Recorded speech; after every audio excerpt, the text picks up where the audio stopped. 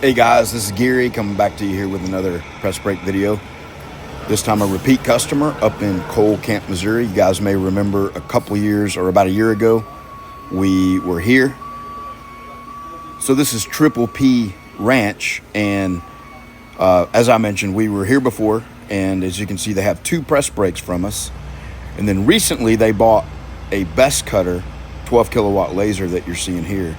Very nice setup, and a Rocky compressor that you see right there.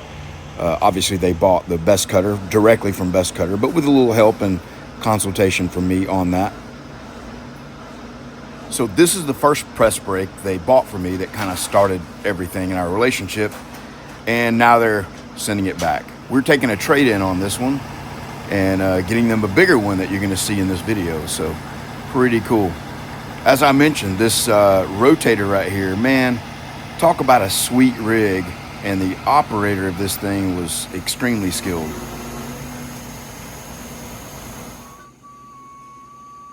So this is an 8-foot, 145 ton, 4+1 axis, what I call the Precision Series. And you can see it's got slightly older sheet metal because this was purchased before I, changed up the styling a little bit.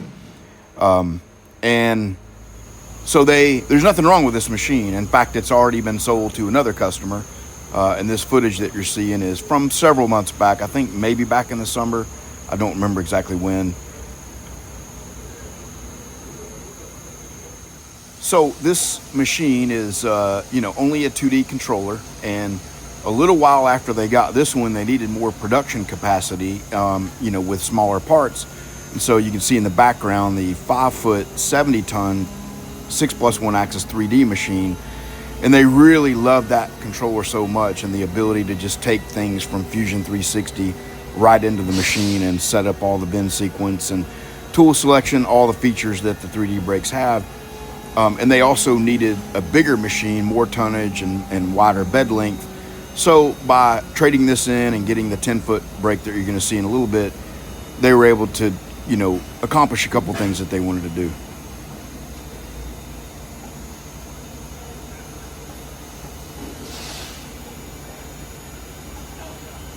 So anyway, this rotator really solves a lot of problems with a lot of shops and limitations that you run into with ceiling height, door opening height, the typical things that we run into a lot of the times. And so what they're doing here is they're, kind of using this as a carry deck crane, if you will. I don't know if you guys have seen a Broderson carry deck crane, but the crane can actually lift something and set it on its deck and then move it. So obviously you don't want to be driving this thing around with a big, 20,000 pound brake swinging from it. So they set it on the under reach support and, let some of the weight down on that, and then that stabilizes it so they can drive around with it. All right, so here is a look at the both of the brakes. One of them, the old one that I'm taking back, and the new one is there alongside, getting ready to get unloaded. And just a little bit of drone footage. You can see the yellow rotator, and then back behind that is the So some people may be wondering, why I show so much detail about the unloading and placement and all that. And it's for a couple of reasons. One is when I'm, there, which is almost never nowadays, and likely won't be in the future because we're just too busy for me to go places. But one reason is when I happen to be on site like this, I don't really have anything to do, so I get a lot of footage of all the unloading and details like this. And the, once we start training and dialing in the brake and all that, I need to be focused on that. So I get a little less detailed footage of the details of the brake. But the other reason is a lot of guys, it's the top, 3 things that limit people from getting a machine like this are, of course, one, budget, if they can afford it. But quickly behind that, even if they can't afford it, is do they have the space and do they have the power? And what does it really take to get a machine like this in place, in your shop? And there's lots of different ways that this can be done.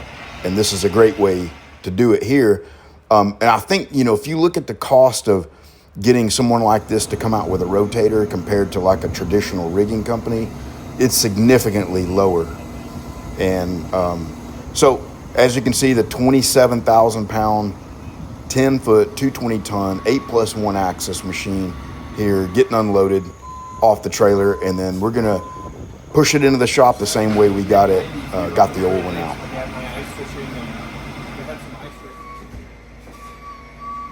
And like I mentioned, if you have a skilled operator that's got some experience, this is not a problem. You know, I get a lot of guys have a lot of anxiety about getting a machine like this and getting it into place. And that anxiety can go completely away when you get a guy like this showing up on site with the touch and finesse of the levers. And, you know, like at no point was this machine in any jeopardy. No one was going to get hurt. Nothing else was going to get banged up and beat up. It's just a smooth, easy process.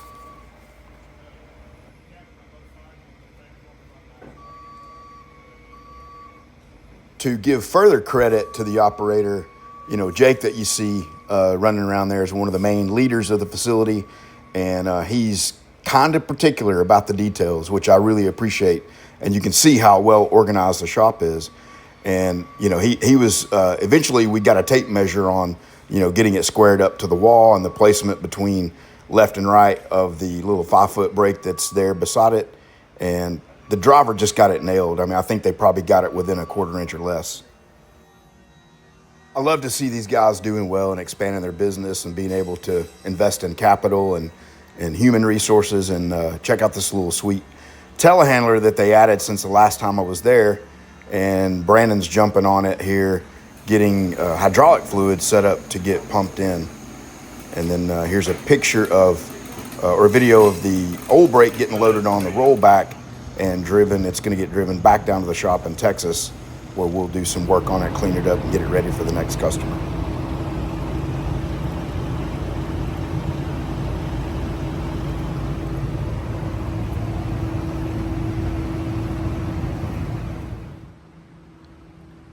So here's a little tour from up top on their mezzanine, and you know, you can see all the components involved in a 12 kilowatt laser. There's a lot of stuff, and it's not small. And so anyway, there's the Rocky 37 kilowatt air compressor, and we've got a few of those running out there.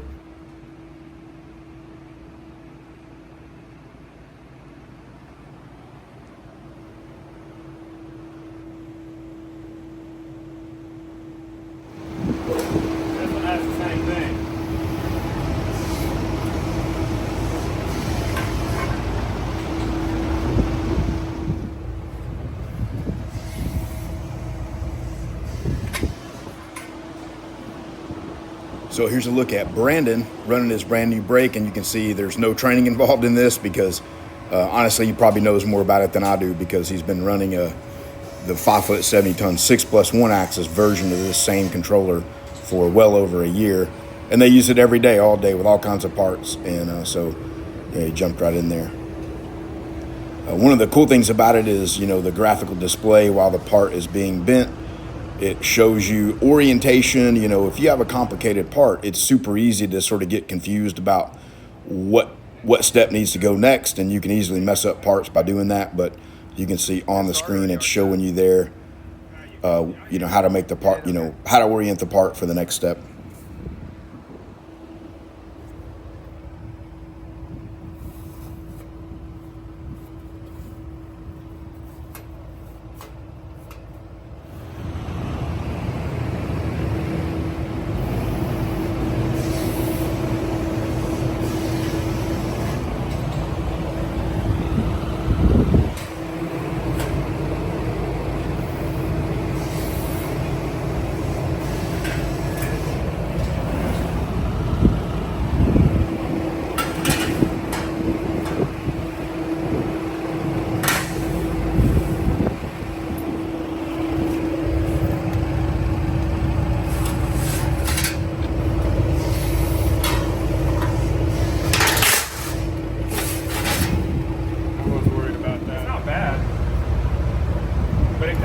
The die holder, the punch holder on the back.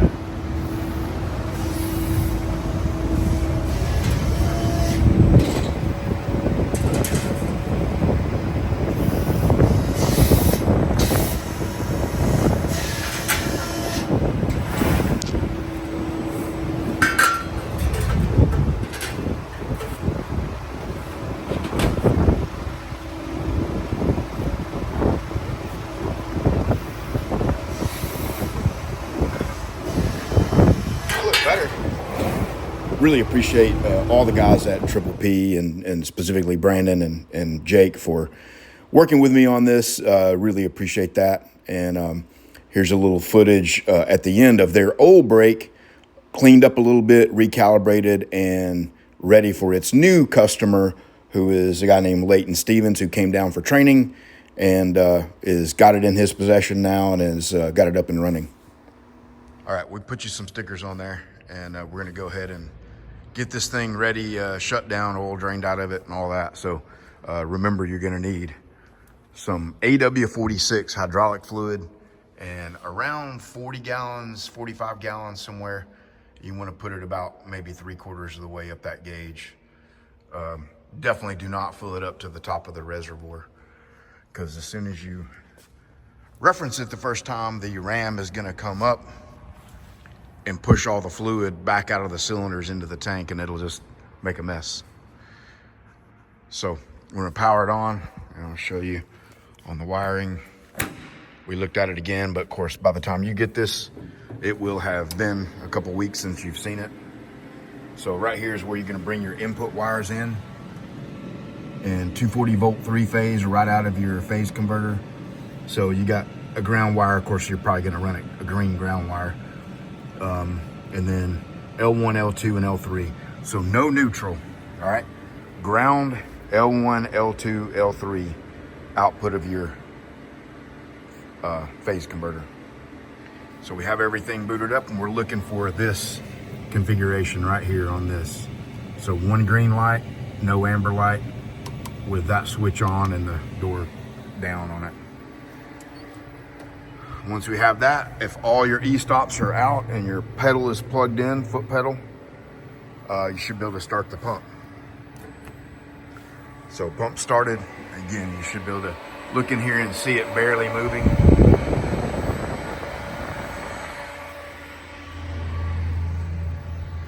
Once we have that, the controller should be booted up, and on messages like this, you can just say continue or copy, whatever. It don't matter. All right, so the first thing you're gonna do is hit the green start button here, and we're gonna see the ram, the back gauge. All right, you saw that reference, and now we're gonna just tap the left foot pedal, and we're gonna see the ram reference. And once that's done, you have values here on your X and Y. You're ready to, pick your tooling, do all that. Go here and create a new product. Whatever you want to do and make a bin. So, all right. Remember, always hit start after whatever to get the ram to come down.